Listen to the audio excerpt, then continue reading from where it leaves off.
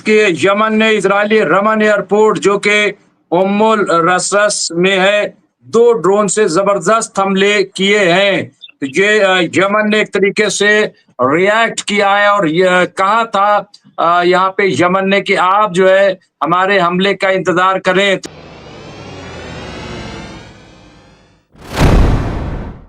आदाब, मैं मुमताज आलम रेसी और मैं बात करूंगा इजराइल और फिलिस्तीन के मसले पर और इसके साथ साथ यमन और अमेरिका के बारे में, ईरान और अमेरिका के बारे में। जी हाँ, ये बातें इस एपिसोड में होंगी और इसमें सबसे पहले ये कि मुसलसल अब आईडीएफ पर भी हमले हो रहे हैं, धमाके हो रहे हैं। इजराइल बड़ी बड़ी बातें करता है, लेकिन सबसे पहले हम बात करेंगे कि क्या हूती में और अमेरिका में बातचीत हो गई, क्या यह समझौता हो जाएगा, समझौता होगा तो किस बुनियाद पे। जबकि अंसारुल्लाह अल हौती ने बार बार कहा है कि जब तक इजराइल गजा के अंदर अपना मुहासरा नहीं खत्म कर देता, घेराबंदी नहीं खत्म कर देता, हमले बंद नहीं कर देता और जो ट्रकों की माल बरदार गाड़ियों की नाकाबंदी नहीं कर देता, तब तक हम ऐसा नहीं करेंगे, यानी समझौता नहीं हो सकता। तो अगर अमेरिका इन तमाम शर्तों को मान के समझौता करता है तो फिर इजराइल का क्या होगा। देखिए, इस पर हमारे माहिर जो हैं, एक्सपर्ट फदील अहमद साहब क्या कहते हैं, सुनिए। खबर आ गई है, बहुत बड़ी खबर, मैं इस पे फिर बात करूंगा, लेकिन इस वक्त जयदीप सिंह बुंदेला साहब ने दिया है और मैं चलता हूं अब मिडिल ईस्ट की तरफ। यहाँ अलग अलग घटनाओं में टीबीजी सेल धमाकों से कई इजरायली सैनिक मारे गए और जख्मी हुए। मैं समझता हूं कि ये बहुत अहम खबर है। और यहाँ पे इजराइल में एक कार रेमिंग अटैक और एक स्ट्रिबिंग ऑपरेशन में हलाकतें हुई हैं। इसके अलावा फजील साहब, एक और बड़ी खबर आ रही है कि समझौता एक तरीके से हो गया है। यहाँ पे कहा जा रहा है कि हूती में और यहाँ अमेरिका में समझौता हो गया। क्या मानेंगे? हालांकि यहाँ पे कहा गया है कि यमन, हूती और अमेरिका, ट्रम्प में समझौता हो गया, ऐसी खबर आ रही है। फजील साहब क्या कहेंगे? जबकि हमास का ये कहना, वो हूती का ये कहना है कि सिर्फ बयान काफी नहीं बल्कि अमली इकदाम भी किए जाएं, वो जो है प्रैक्टिकल भी आए। क्या कहेंगे फजील साहब, थोड़ा से इसके ब्रीफ के साथ से, क्योंकि बहुत टेंस वहां पे माहौल है अभी जब इजराइल ने हमला किया है। फजील साहब, पिछले 2-3 दिन पहले हम आपको बताए थे कि अमेरिका तो अब मौका तलाश रहा है, कोई आदमी तलाश रहा है जो इनके बीच में समझौता करा दे। और इसमें समझौता हमने कहा था और हो गया, हो ही गया तकरीबन, समझ लीजिए। अगर और धीरे धीरे इजराइल सुन लेते हैं क्या? ये प्रोग्राम देखा जाता है क्या? ये 2-3 दिन पहले ही कैसे यहाँ पे आके फिर वहां चला जाता है? मैं तो 2-3 दिन पहले आपको बोला था कि देखिए, अमेरिका जो है किसी को खोज रहा है जो वो हमारा समझौता करा दे। तो तमाम कतर वगैरह सब लोग तो लगे ही हुए हैं। तो अमेरिका को ये लगा, अमेरिका बहुत होशियार कंट्री है ना, उसको लगा कि भाई ज्यादा दिन जंग चलेगी, क्योंकि आज तक अमेरिका कहीं जीत नहीं पाया। वियतनाम से भागना पड़ा, इराक से भागना पड़ा, उनका अफगानिस्तान से भागना पड़ा, तो इनका कहीं भी चल पाता नहीं। ये सिर्फ बड़े बड़े जहाज दिखा करके ना डरवाते हैं। जैसे बुतहा टीला होता है ना गांव में, हर गांव में एक बुतहा टीला होता है। तो वहां पे क्या होता है कि सब चोर लोग रहते हैं वहां, तो लोग आए जाए ना, यहाँ पे लोग डरे वहां। तो उसको क्या करते हैं, किसी को गर्दन वर्दन दबा के मार डालेंगे और सुबह गांव में हल्ला मचेगा कि भूत ने इसकी गर्दन दबा दी। अब उस टीला पे कोई जाएगा ही नहीं, और जब जाएगा नहीं तो वहां आराम से चोर जो है अपना चोरी करके ले आएंगे, सामान वहीं बांटेंगे, वहीं आराम करेंगे, वहीं खाए पिएंगे, वहीं रहेंगे, वहीं से फिर चोरी करना शुरू कर देंगे। तो भूतहा टीला जो है वो हर गांव में, 2-4 गांव में एक तो होता ही है। ठीक उसी तरह से अमेरिका जो है अपना बड़ा बड़ा जहाज लेके वो सोच रहा है कि हम दुनिया को डरवा देंगे। कितना दिन दुनिया डरेगी उनसे, ये भी तो सोचिए ना। किसी को आप कितना दिन डरवाएंगे? और उनका जवाब मिल गया। ईरान पर हिम्मत नहीं हो पा रही है। इधर अरब के सारे देशों ने अमेरिका का साथ छोड़ दिया। अरब जो है अपना एयर स्पेस नहीं दे रहा है, और इजराइल अमेरिका कह रहा है कि भैया इजराइल अपना तुम देख लो, हम नहीं कर पाएंगे तुम्हारा इतना साथ। कितना दिन साथ देगा? उसको पता है बगल में सीरिया है, सारे अरब वर्ल्ड हैं, उसके बाद सारे लोग नाराज हो रहे हैं अमेरिका से। इधर वो अपना टैरिफ प्लान में अलगे उलझे हुए हैं। टैरिफ जंग जो है वो अमेरिका को अलगे एक नशा में डाल दी है, इसका अलगे नशा चढ़ गया है सबको। तो टैरिफ वर्ल्ड का नशा, फिर गजा को मिटा देने का नशा। ये नशा भी तो बहुत बड़ा नशा होता है ना, कि आप ये लग रहा है कि ये गरीब लोग हैं जिनको हम मिटा देंगे। दुनिया में एक चीज याद रखिए तारिक मुमताज भाई, आप बड़ों से तो लड़ सकते हैं लेकिन छोटों से, गरीब से नहीं लड़ सकते। आप अमीर से लड़ सकते हैं लेकिन गरीब से कभी नहीं लड़ सकते। और गरीब की अपनी, उसके पास खोने को कुछ होता नहीं है, वो मर जाएगा लेकिन आपको छोड़ेगा नहीं। तो जो गरीब है ना, फिलिस्तीन की गरीबी जो है, यही इनकी ताकत है और पूरी दुनिया का ध्यान खींच रही है। इनकी गरीबी ही इनकी ताकत है। अब अमेरिकन सैनिक जो है पैदल नहीं चल सकता, उसको बख्तरबंद गाड़ी चाहिए। वो ज्यादा दूर पैदल चल नहीं सकता, उसको बख्तरबंद में भी एसी बख्तरबंद चाहिए। और खाना पीना उसका बहुत स्टैंडर्ड होता है, वो जमीन पर सो नहीं सकता, वो बिना एसी के रह नहीं सकता। अब उनकी लग्जरी लाइफ है, वो खाली मिसाइल से कितना लड़ेंगे, कितना हवाई जहाज से लड़ेंगे, जिसके पास पैदल नहीं है। देखिए अफगानिस्तान क्यों आज तक दुनिया में सबको हरा देता है, क्योंकि अफगानिस्तान के पास एयर और नेवी कुछ नहीं है। क्या है उनके पास? गुरिल्ला वार का उनको बहुत अनुभव है। वो लोग क्या करते हैं, 2 किलो के आटे की एक रोटी बनाएंगे तंदूर में और वो 10 दिन खराब नहीं होगी, और उसको झोले में रख लेते हैं और लड़ने निकल जाते हैं। उसको तोड़ के खाएंगे और पानी पी लेंगे, उनको खाना 10 दिन खाने की जरूरत ही नहीं। ये चीज उनके अंदर ऐसी है कि उनका रहन सहन, उनका गुरिल्ला वार जो है, देखिए दुनिया में सबसे पैदल सेना मजबूत जो है, अफगानिस्तान कभी किसी से हारा नहीं, किसी सबको शिकस्त दिया उसने। तो ये कारण उसके पास यही है कि उसकी जमीनी तैयारी, जमीनी मजबूती बहुत है। बाकी आप देख लीजिए टेक्नोलॉजी का अमेरिका का क्या हाल हुआ, फ्रांस का क्या हाल हुआ। फ्रांस को 3 स्टेट, नाइजीरिया और तमाम जो अफ्रीकन कंट्री में जितने 3 देश से इनको बाहर निकलना पड़ा, आज वो उनके पास नहीं है। तो ये लोग अपने जो टेक्नोलॉजी से कितना लड़ेंगे। और मैं बार बार कहता हूं कि आप जमीन पर जब तक, जिसके पास इन्फेंट्री नहीं, उसके पास सेना नहीं, चाहे जितना हवाई जहाज जो आप स्ट्रांग बना लीजिए, बिना इन्फेंट्री के आपकी पूरी सेना बेकार है।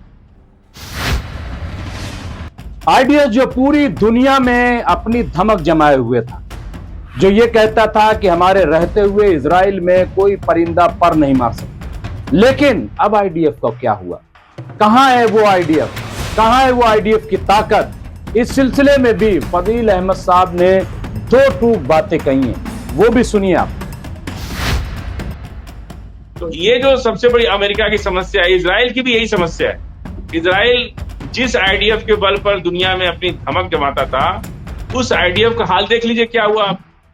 4 मरे जब वहां पे एक नकली सुरंग में ये लोग घुस गए, और वहां पे एक वीडियो कैमरा लगा हुआ था, पूरी दुनिया ने वो देखा। उस वीडियो कैमरे से छेड़छाड़ कर रहे थे और ब्लास्ट हो गया। वो सारे मारे गए, 6-7 उसी वहीं मर गए। ये पूरी दुनिया ने ये वीडियो देखा और उनको मरते हुए देखा, ब्लास्ट होते हुए देखा। तो यही सब एक्सपीरियंस की कमी है कि जब ट्रेनिंग होती है सोल्जर को, एक पत्ती पे भी हाथ नहीं लगाता वो, जब तक कि जान न जाए कि यहाँ क्या है माहौल। और यही जब रिजर्व सैनिक जो होता है उसको कुछ पता ही नहीं, वो घुस गया अंदर, उसको लगा कि हमने बहुत बड़ी चीज पकड़ ली। ऐसे नहीं होता है, यही अनुभव की कमी होती है। एक ट्रेंड सोल्जर जब होता है, वो पैर भी रखता है ना, तो पहले धीरे धीरे रखता है कि देख लें कि यहाँ आगे क्या है। और पानी में जब वो जाएगा ना, तो डंडे से नाप लेता है कि कितना गहरा है, डायरेक्ट नहीं कूद जाता है। यही सब तजर्बे की कमी है। भारत के सेना में नाइट मार्च एक ऐसी चीज है। फौजी कार्रवाई में नाइट मार्च क्या होता है, और इसके अलावा कंपास मैपिंग जो टूल्स है वो क्या है, वो फौज में किस तरह काम में लाया जाता है, इस पर भी फजील अहमद साहब ने बड़ी अच्छी गुफ्तगू की है। और ये बात उस वक्त आई है कि न सिर्फ ये कि इजराइल और फिलिस्तीन, बल्कि हिंदुस्तान और पाकिस्तान में भी जंग एक तरीके से जारी हो गई है। ऐसे में जो हिंदुस्तान की फौज है, जो इन्फेंट्री है, वो कितनी स्ट्रांग है सब जानते हैं, जबकि इजराइल बिल्कुल इस वक्त दो कौड़ी की हो चुकी है। इस पर भी फजील अहमद साहब ने रोशनी डाली है, सुनिए उन्होंने क्या कहा। आज भी भारत की सेना में कंपास से ही नाइट मार्च होता है। जो कंपास होता है ना, कोई उनका जीपीएस नहीं, कुछ नहीं। हमारे जवानों को कंपास से ही चलना सिखाया जाता है। आज भी पुराने जमाने का जो कंपास होता है उससे ही चलना सिखाया जाता है। अच्छा, आपके पास जीपीआरएस है, सिस्टम है, नेटवर्क नहीं है, आपका नेटवर्क नहीं काम कर रहा है, या लाइट नहीं है, या बैटरी चली गई, तो फिर क्या करेंगे? इसलिए आज भी हम लोग, जो हमारी सेना सबसे मजबूत सेना इसीलिए है कि आज भी हम ट्रेडिशनल तरीके से चल रहे हैं, हम कुछ एडवांस नहीं कर रहे, और वही हमारी ताकत है। अगर किसी को ये लगता है कि हमारे पास बहुत बड़े बड़े जहाज से हम लड़ लेंगे, उससे नहीं, लड़ाई हमेशा जवानों से होती है, तरीके से होती है। ये चीज है सबसे बड़ी, मुमताज भाई। इसके साथ साथ फजील अहमद साहब ने यह भी कहा कि ईरान और अमेरिका के दरमियान बातचीत होगी तो उसका नतीजा क्या होगा, और अगर बातचीत हो गई, क्योंकि 11 मई को अमेरिका और ईरान एक बार फिर बैठने जा रहे हैं, बातचीत करने जा रहे हैं, तो इसका मतलब यह है कि अगर दोनों में समझौता होता है तो फिर इजराइल की नैया डूबना तय है। देखिए उन्होंने क्या कहा। फजील साहब, क्या लग रहा है कि जिस तरीके से खबर आ रही है कि अब वो जो आपने जिक्र किया 2-3 दिन पहले भी, अब ईरान से भी तारीख तय हो गई है कि 11 मई को ईरान के साथ भी बातचीत होगी। पहले इसको टाला जा रहा था, बड़ी धमकी दी जा रही थी, लेकिन ईरान ने कहा कि हम धमकियों से डरने वाले नहीं हैं, हम जवाब देने के लिए बिल्कुल तैयार हैं, और ईरान ने अपनी ताकत दिखाई। तो क्या लग रहा है इस वक्त, क्या ये जो फिर से बातचीत तय हुई है, इसको क्या ये माना जाए कि अमेरिका भी समझ रहा है कि लड़ना जो है उसके लिए खतरे से खाली नहीं है, और अमेरिका भी अब पहले जैसा वो नहीं रहा? देखिए, हम बार बार आपके चैनल पर बोले कि अमेरिका और इजराइल दोनों के लिए बोल रहे हैं कि मरता क्या ना करता। मैं कह रहा हूं कि गरीब से नहीं लड़ सकते आप। अगर गरीब अपने आप उतारू हो जाए ना, आप लाख ताकतवर हो, लाख पैसे वाले हो, लेकिन गरीब के आगे आपको झुकना पड़ जाएगा, क्योंकि गरीब के पास खोने को कुछ नहीं होता है।